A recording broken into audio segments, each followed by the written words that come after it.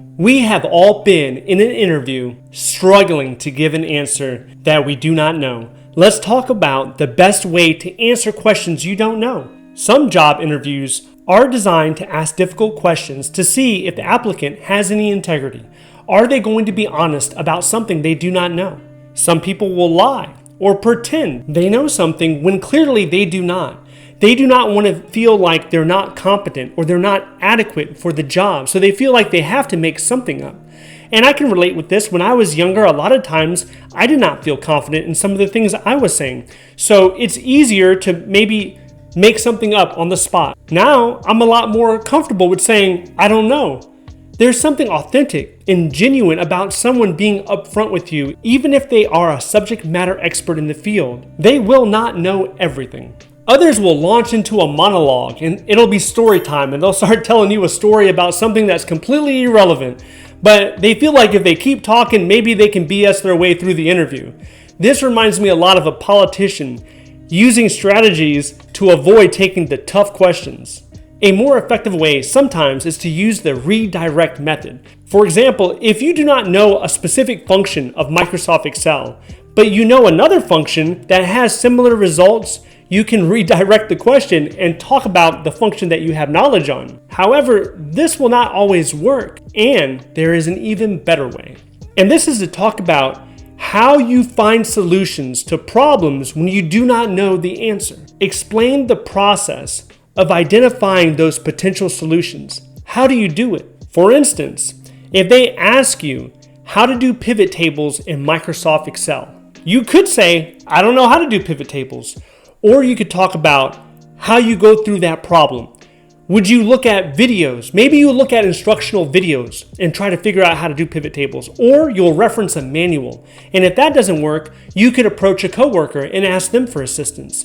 How do you go through it? Another example is if you are interviewing to be an analyst and you are asked, how do you create databases in SQL?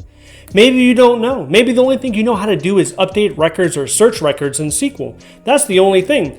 But you know how you would find the answer. If you had to create a database by next week, how would you do it? What would you reference?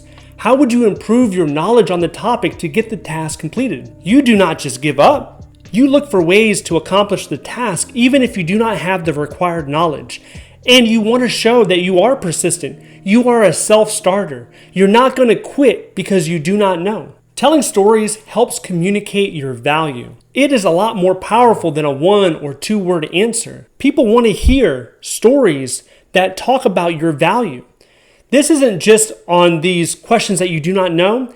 Almost every time you answer an interview question, you should be trying to package it in a story. The same goes for problem solving, how you identify those solutions. Most employers understand that you can train skills, but no matter how many training sessions, no matter how many classes, it's hard to train the intangibles. It's hard to train empathy. You cannot train attitude or personality. It doesn't matter if you hold an MBA, a PMP, if you have all the IT certifications that there are. If you're not a team player and you're not a problem solver, you're not going to present very much value to the employer. Understand, the more interviews you go on, the more confident that you are. So the first interview is going to be difficult. And because of this, you should probably try to do those mock interviews.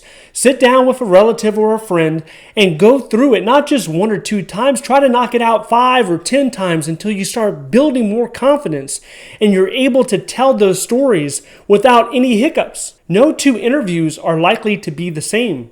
And there will always be a certain level of stress involved in the interviews.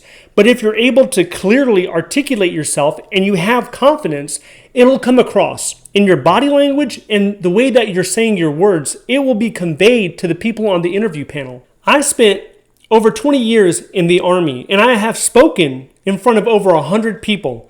But when I went through my first government interview, I was nervous. I had some anxiety. I was a little stressed. And what really got me through there was practice, taking many interviews, practicing with my friends. Now, if you're preparing for an upcoming interview and you already are feeling stressed, you already have some of that nervousness, then I have something that can help you out. If that interests you, then I want you to watch this video next. If you like this video and would like to see more like it, please click like and subscribe. Thank you for watching, and I'll see you in the next one.